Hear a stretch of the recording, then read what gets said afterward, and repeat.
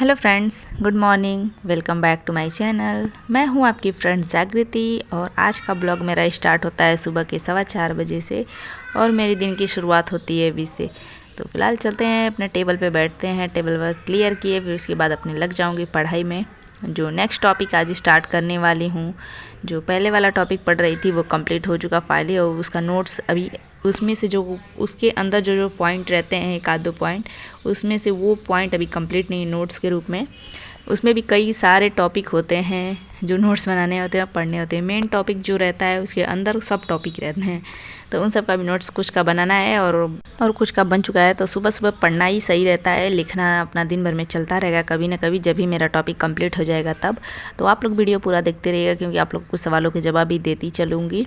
तो फिलहाल अभी मेरी स्टडी कंटिन्यू है, जो जब तक मेरे को टाइम मिल जाएगा तब तक मैं पढ़ती रहूँगी क्योंकि अभी मेरे बच्चे सो रहे हैं, सोते रहते हैं। फ़िलहाल कब जग जाएंगे कोई आइडिया नहीं है क्योंकि मेरी बेटी का तबीयत आजकल थोड़ा ठीक नहीं है, जो कल वैक्सीनेशन करवाई थी उसका, जिसकी वजह से फीवर वीवर आ रहे हैं, तो थोड़ा परेशान है और परेशान कर भी रही है। इस वजह से थोड़ा बहुत तो इसमें डिस्टर्बेंस हो जा रहा है मेरे पढ़ाई में।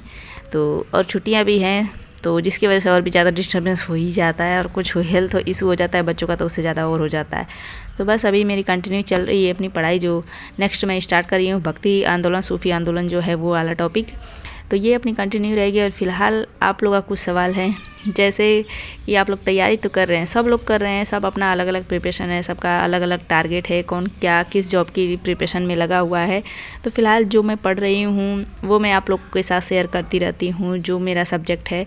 और फिलहाल एक लोग का कमेंट था KVS के लिए, तो फिलहाल आज तक मैं KVS का कभी अप्लाई नहीं करी फार्म, और ना ही उसके सिलेबस के बारे में देखी है, जानकारी ली हूँ। तो फिलहाल मतलब है टीचिंग का ही है तो वो सही है। आप KVS के लिए ना उसमें ज़्यादातर पैडागोजी रहती है, तो इसको स्ट्रॉन्ग करने के लिए हिमांशी मैम का मतलब बैच ले लीजिए KVS के लिए, वो सही रहता है मेरे हिसाब से। क्योंकि मैंने कभी KVS का नहीं डाला है फार्म, ना ही तैयारी किया है, तो उसका मैं कुछ नहीं बता सकती। लेकिन कुछ लोग से मैं सुनी हूँ कि मतलब उसमें ज़्यादातर पैडागोजी रहते हैं, तो वो हिमांशी मैम के लिए बहुत सही है। तो बस इतना ही मेरे को आइडिया है। और बाकी तो GS GK और प्राइमरी लेवल, हर एक लेवल का अलग अलग रहता है जो टॉपिक रहता है और जो सब्जेक्ट है। तो NCERT तो फॉलो करना ही चाहिए, मेन तो NCERT ही रहता है। तो प्राइमरी में जो है GK GS जितने सारे रहते हैं, हिस्ट्री पॉलिटी सब कुछ सारे ही सारे सब्जेक्ट आते हैं, तो उसके लिए तो NCERT सही है। NCERT मोस्ट इंपॉर्टेंट होता है, अगर वो पढ़ लिया तो बाकी तो प्रीवियस ईयर क्वेश्चन लगा लगा के वो तो सही होता है। फिलहाल मैं नहीं दी हूँ, लेकिन इतना थोड़ा बहुत आइडिया है जो मैं आप लोग के साथ शेयर कर दी। और फिलहाल एक लोग का और कमेंट आया था LT ग्रेड के लिए, तो फिलहाल तो लग रहा है वैकेंसी आने वाली है, जो LT ग्रेड का और BEO का और शायद GIC का। तो ये सारा वैकेंसी का फ़िलहाल मैं भी वेट ही कर रही थी। मेरे को भी तैयारी अपना चल ही रहा है, ऐसा नहीं है कि उसका कुछ अलग सिलेबस है। फ़िलहाल बुक तो मैं सजेस्ट नहीं कर सकती, लेकिन बता सकते हैं सिलेबस सेम है। जो UP PCS RO ERO सबकी तैयारी कर रहे हैं ना, सिलेबस एकदम सेम है। वही है कि BEO का ना थोड़ा और हल्का ही है, जैसे इसमें है RO ERO में देख सकते हैं कि सारे के सारे ही पढ़ने हैं। जैसे भारत का भूगोल हो गया, विश्व का भूगोल हो गया, मतलब सारे के सारे पढ़ना है, विश्व का भी पढ़ना है। लेकिन BEO का जो है ना, उसमें बस भारत का ही पढ़ना है, जैसे भारत का भूगोल, भारत का इतिहास और भारत का क्या क्या है, मतलब मैं सिलेबस देखी लेकिन पूरा पूरा मुझे याद नहीं है, और वॉइस ओवर करते समय मैं सिलेबस नहीं रखी हूँ। तो मतलब सारे का सारा भारत का ही है। तो ये तो है कि चलो एकदम वर्ल्ड का नहीं पढ़ना है।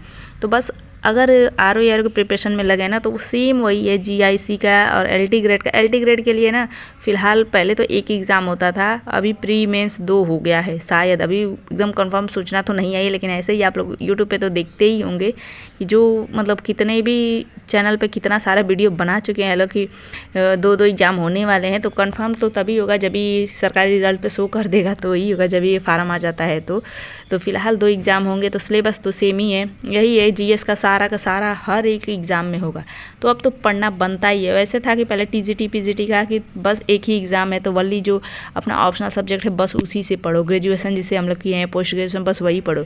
लेकिन अभी है कि कोई भी आप ग्रेजुएशन करो, पोस्ट ग्रेजुएशन करो, किसी सब्जेक्ट करो, सारे के सारे ही सब्जेक्ट पढ़ना है। इसीलिए इसी में भलाई है कि सारे के सारे ही पढ़ते चलो। जैसे कि ये GS का हो गया, जैसे हिस्ट्री पॉलिटी सबका तो NCERT एकदम कंपलसरी है। बस यही मैं कहूँगी कि NCERT फॉलो करते पढ़ते रहिए। और बुक लिए हैं तो ROAR की तैयारी कर रहे हैं तो बस इसको मन से करिए। अगर इसको मन से कर लेते हैं ना, एकदम अच्छे से तैयार हो जाता है, तो वो सारे एग्ज़ाम के लिए सही है। और सारे एग्ज़ाम में यही आने वाला है, सबका सेम सिलेबस है, इतना तो है। तो बस मैं इसी का फोकस कर रही हूँ, इसको तैयार कर लो तो सारे के LT हो गया और फिलहाल GIC हो गया और अभी ये हो गया। इन सब में जो है भारत का ही पूछने वाला है, वर्ल्ड का भी किसी किसी में है। तो हम ROAR का प्रिपरेशन करेंगे तो सबका कंप्लीट हो जाएगा। और कुछ लोग इसमें होंगे UP PCS का भी कर रहे होंगे तो उनका तो और भी ज़्यादा अच्छा होगा कि सारे ये UP PCS के नीचे ही आते हैं, ऊपर तो आते नहीं हैं। तो अच्छे से प्रिपरेशन हो जाएंगे तो उसके अकॉर्डिंग कम ही लेवल का आएगा, तो तैयारी आपकी इसी से हो जाएगी। इसलिए अलग से चिंता करने की ज़रूरत नहीं है। अगर जो सिंगल LT के लिए इंतज़ार कर रहा है कि मुझे LT का वाली तैयारी करना है, तो सिलेबस बढ़िया से देख लिया और NCERT मंगा ले। पहले NCERT मंगा ले, क्योंकि अब एग्ज़ाम सारे के सारे ना दिन पे दिन टफ़ होते जा रहे हैं। तो हमें बेसिक से क्लियर होना बहुत ज़रूरी है। और उसका भी 2 एग्ज़ाम होने वाला है, तो प्री देंगी फिर मेंस देंगी, तो भाई तैयारी तो अच्छी चाहिए ना। अब क्या पता मेंस में भी पूरा थियरी लिखने वाला हो, तो अच्छे से बेसिक क्लियर होना चाहिए। और तैयारी अभी से स्टार्ट अगर कर देंगे तो बहुत ही अच्छा है। और फिलहाल हमारी तैयारी तो चल रही है जो मैं ROAR के लिए कर रही हूँ। और BEO का आने वाला है, इससे भी मैं बहुत खुश हूँ कि चलो हाँ कोई तो वैकेंसी आ रहा है कि इसके साथ 2-2 3-3 एग्ज़ाम दो कि कोई ना कोई सिलेक्शन हो ही जाए। ऐसा नहीं, ऐसे तो है कि एक ही का टारगेट है एकदम।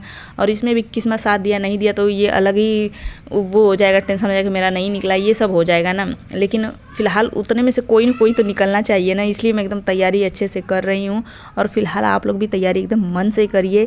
जो आप लोग के साथ मैं अपना डेली का रूटीन शेयर करती हूँ और अपनी पढ़ाई शेयर करती हूँ, ताकि जितने भी हाउसवाइफ है ना और मदर हैं वो मोटिवेट हो सके और पढ़ाई अपनी कर सके। कैसे मैं मैनेज कर रही हूँ अपनी पढ़ाई। जो छुट्टियाँ देख सकती हैं, बच्चों की छुट्टियाँ चल रही है और मेरी बेटी की तबीयत भी थोड़ा ठीक नहीं है, जिसकी वजह से बहुत परेशान कर रही है। मैं पढ़ाई कर रही हूँ, फिर उठ के जा रही हूँ, बुला दे रही है। मतलब कभी कभी ऐसे हो रहा है, बीच बीच में छोड़ के मुझे जाना पड़ रहा है, डिस्टर्बेंस हो रहा है। लेकिन जब भी मैं फ्री हो रही हूँ आके बैठ जा रही हूँ पढ़ाई करने। कुछ टाइम उसके पास भी बैठना पड़ रहा है, उसका भी पैर दर्द कर रहा है, मम्मा पैर दबा दो, हाथ दबा दो। क्योंकि जब भी बच्चों का ना हेल्थ सही नहीं रहता है ना, तो हाथ पैर बहुत दर्द करता है। जब भी जो बच्चे वीक रहते हैं, तो फिलहाल मेरी बेटी वैसे ही वीक है, तो जब भी बीमार हो जाएगी पैर बहुत उसका दर्द करता है, तो वही दबाने बैठ जाओ, तेल वेल लगाई, सब ये सब करी। लेकिन फिर भी रोती रहती है, बुलाती रहती है। तो मतलब होता है ना कि बच्चे बीमार हो गए तो बस पास बैठो। तो थोड़ा बहुत है ये भी कर रही हूँ। जब भी सो जा रही है तो फिर अपना पढ़ने लग रही हूँ। ऐसे ही मैं अपना टाइम निकाल रही हूँ, टाइम मैनेज कर रही हूँ, जो आप लोग के साथ शेयर करती रह रही हूँ। तो फाइनली मेरे बच्चे दोपहर में सोए थे, जो मैं बैठी थी अपना पढ़ाई करने। तो अभी पढ़ाई मैं कर ही रही थी कि मेरी बेटी रोते हुए आ गई कि मम्मी चलो बैठो, मेरे पास बैठो, ये सब लगी करने। तो मैं अपने पास ही बैठा ली और बेटा भी तब तक जग के आ गया।